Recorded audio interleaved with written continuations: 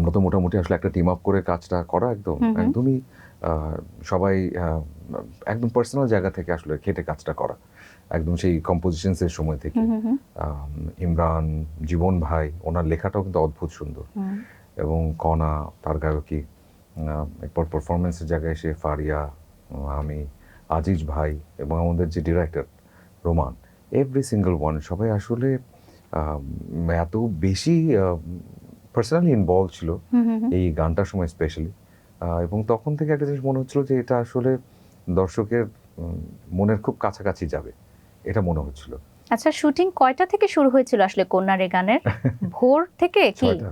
ভোর 6টা, তার মানে মেকআপ করার জন্য উঠতে হয়েছিল 5টায়, তাই তো? এরকম তখন রোজা চলছে অলরেডি, আমরা আসলে সেহরি করেই রেডি হয়ে গিয়েছিলাম। সেহরি করে ফজরের নামাজটা পড়ে সবাই রেডি অলমোস্ট। সান ওঠার সঙ্গে সঙ্গে আমাদের কাজ শুরু।